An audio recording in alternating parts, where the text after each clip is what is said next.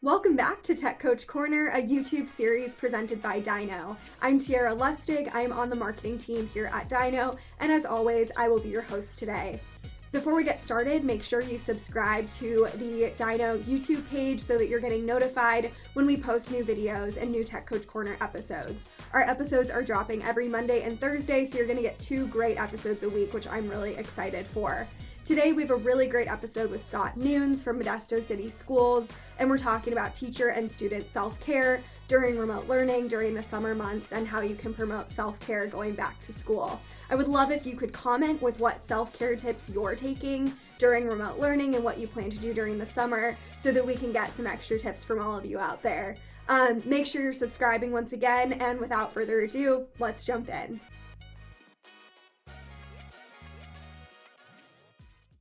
Welcome back to Tech Coach Corner, everyone. I'm Tiara Lustig, your host today, and today I am joined by Scott Nunes. Scott, do you want to give a brief intro to yourself before we get started?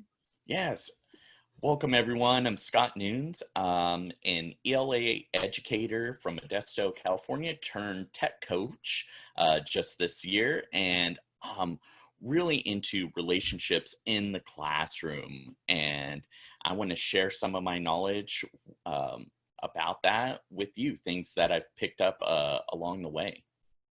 Yeah, and I think relationships and communication have become so much more important now that we're in remote learning, and you really need to foster those teacher-student relationships and even parent and district relationships. So it's kind of spanning the spectrum of creating that connection on a humanistic level, not just on the education level. I think one big part of those relationships that has really come about during the summer months and towards the end of the semester is focusing on teacher and student self-care and creating a balance during this time of remote learning and giving yourself some time to, kind of breathe outside of the classroom. Can you talk a little bit about kind of what you've learned over the course of remote learning with teacher-student self-care and fostering those relationships? Definitely. First off, shout out to all the educators out there. I earnestly and wholeheartedly feel that teachers have the biggest hearts. They're completely self-giving without expecting anything in return. And just seeing that over the years has really helped me just grow as a person outside of the profession. Just I've become a better person because I've become an educator. So I absolutely love it. And a big shout out and thanks to all the teachers out there. Uh, right now, during this time, as we're still kind of in the pandemic, kind of maybe going post-pandemic, who really knows at this point, and with the uncertainty in the fall, self-care is so important. It's always important because it will limit, if you cannot take care of yourself properly or have enough fuel in the tank to be able to give, you're going to be limited. You don't want to be running at 80%. You want to be running at 100%.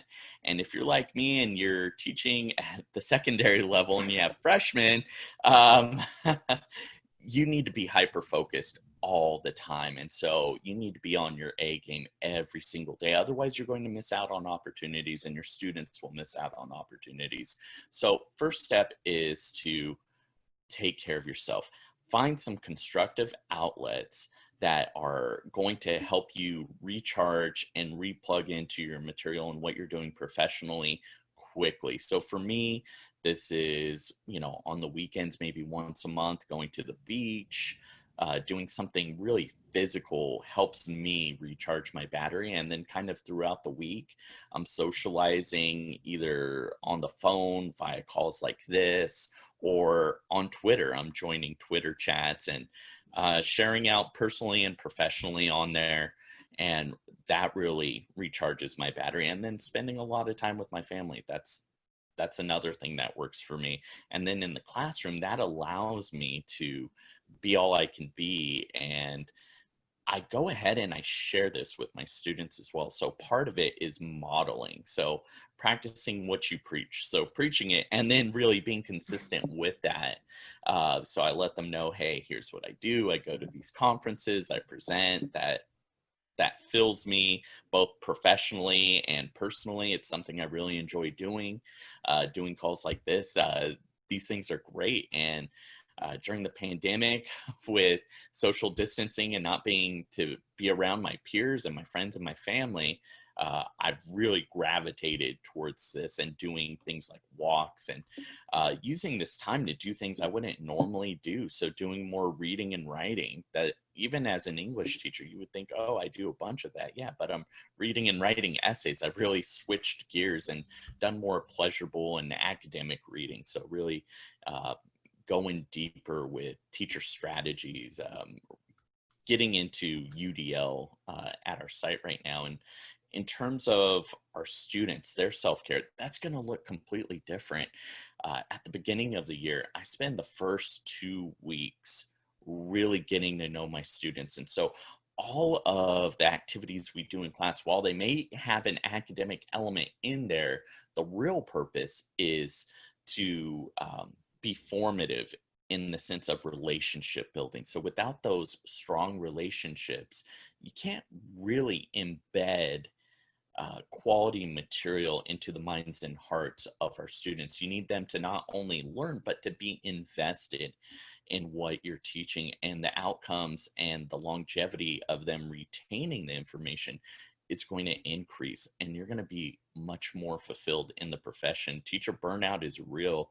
And so if you're not connected to your students, and if you don't have those relationships, it's going to make your job not only harder, but it's going to be less passion filled, and it's going to be easier to burn out. And you still might get through it, but it's not going to be something you really enjoy. And we don't want to just survive in this field. We want to thrive. And so get to know your students.